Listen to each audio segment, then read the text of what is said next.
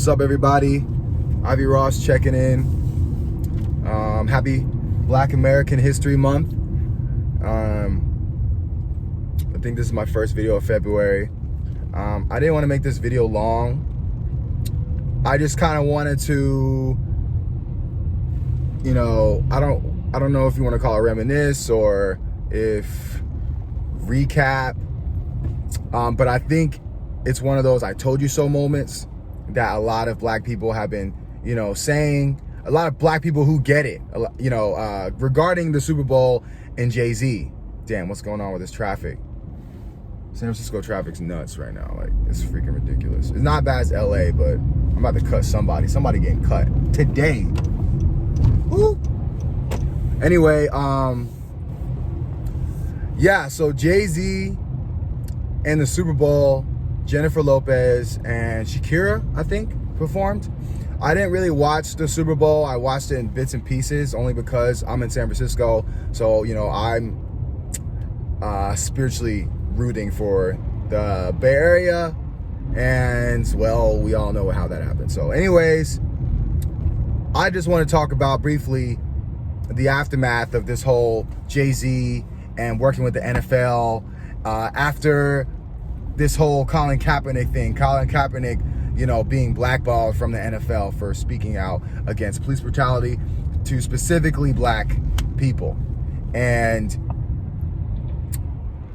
as we know, the Super Bowl was performed by Shakira and Jennifer Lopez. And,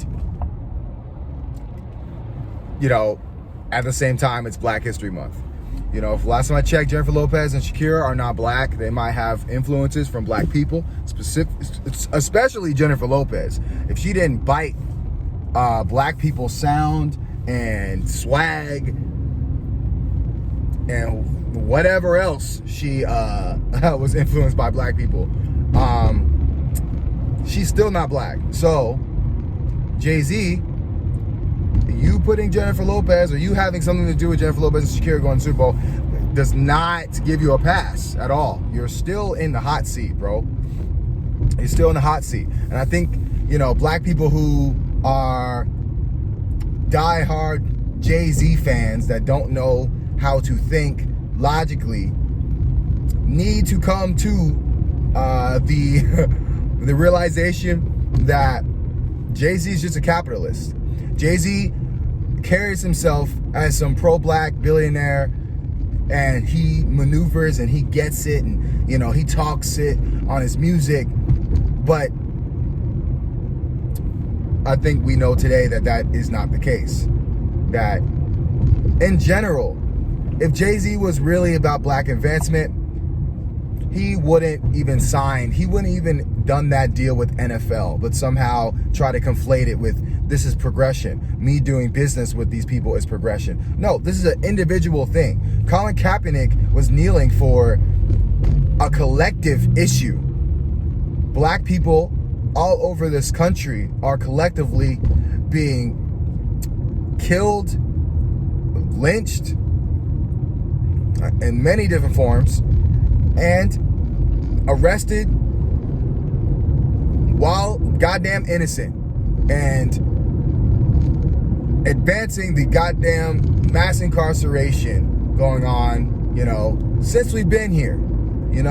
Literally a prison that maybe if you're free, you don't have to worry about as much, but the chance of you going to prison is way higher than someone who's not black. That's just the facts. So knowing that, being a black billionaire, your ultimate focus should be to change the system. But Jay-Z fans were so, how would I say it? They were so outspoken about Jay-Z and going in between the lines and, going into these white spaces and these corporate execs and really get them to understand and help out Colin Kaepernick and black people from behind the scenes. And I think after the Super Bowl, we realized that is not the case. Jay-Z's not going to speak for black people. he is going to speak for himself. He's about the bag. I think that's what we have to understand. That's why, you know, we got to stop worshiping these black celebrities, honestly, until they start showing that they're about the black collective instead of this individual bootstrap bullshit that they like to push about just working hard and you can make it. No, we have to understand, we have to do our homework, that these people are anomalies. They are not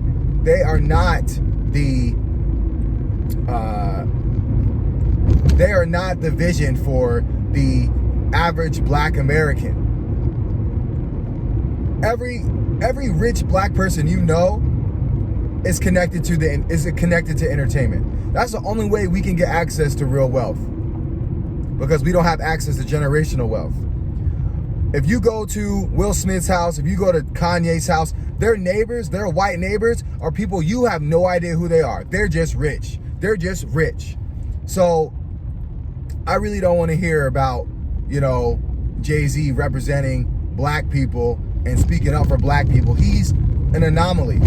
He needs to be speaking for reparation, and that's it, honestly. And he needs to be supporting organizations and institutions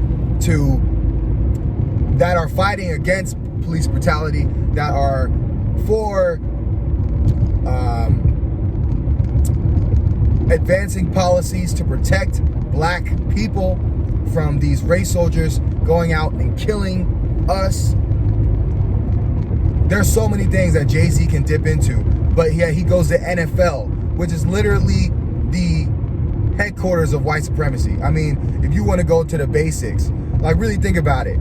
If we want to go back 200-300 years, there are white owners and a plantation where they own about 200 black people. And if these black people spoke out, tried to run away, or try to defend themselves or their brothers and sisters, they'll get lynched, they'll get killed, they'll get punished. That's literally what happened to Colin Kaepernick. He spoke out about what's going on in this country, and the NFL saying, no, none of our niggas are gonna be saying this. We're not saying that. We gonna make him an example for any other black person who thinks he's gonna stand up and speak out about the injustice of white supremacy going on in this country. We're gonna make him an example, and that's exactly what they did to Colin Kaepernick. And everybody knows that. Everyone knows that, unless you are completely tone deaf or just racist and don't care. And therefore, I don't care about what you think. But if you happen to be across this video, understand that is the reality, that black people can't speak for ourselves. And that is the definition of independence. That's the definition of freedom.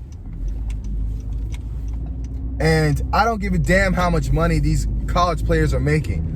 What they're going through in their life, got hitting and beating each other, and then 40 years down the line, they're going through dementia and all these other brain medical issues. It's not even worth it. So I don't want to hear, oh, they're making millions of dollars, they should just shut up and take their money. No, it doesn't work like that. They're still damn slaves. So they're out there every day working their ass off, and if they speak anything about their brothers and sisters dying on the streets by unarmed and by police, people that are public servants to their communities as taxpayers, still getting killed. So, you know, I could go on, but I really just want to highlight that Jay-Z is not going to do anything for black people. He's going to keep talking black. And I think he just goes into these spaces and wants to be accepted by white people. And that's how I know him and Kanye are exactly the same. I know they beefed 5 or 6 years ago, or I don't even know, 2-3 years ago. But back when Kanye was tripping, you know, Kanye was trying to get into these spaces with his design, clothing designs and all that. And he's getting shut out. He's getting shut out from these opportunities. He doesn't understand it's because he's black. But he knows that he's black, so he has to go the extra mile. He has to buck dance. He has to say black people weren't really slaves. He had to go meet Trump.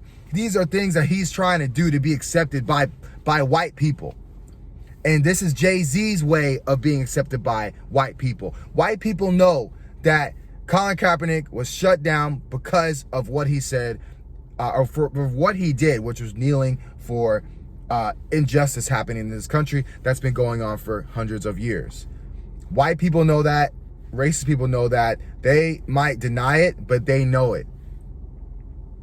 And Kanye doing that Trump endorsement is like a dog whistle, or, you know, a subliminal message to all white people. Hey, like, I'm on your end. Hey, I'm talking shit, you know, about black people. I'm on your end. You know, jump on my deals. This is how he moves. So Jay-Z is doing the same thing in his own way. He's going straight to the source, though. So I think he's doing worse than what Kanye's doing. He's going straight to the source and getting the bag from NFL, and then somehow made us and convinced black people that he's speaking for us and is going to these spaces to speak for us. And I just want to say that the Super Bowl is a representation of that he is not going to do shit for us. He's not going to speak out for us.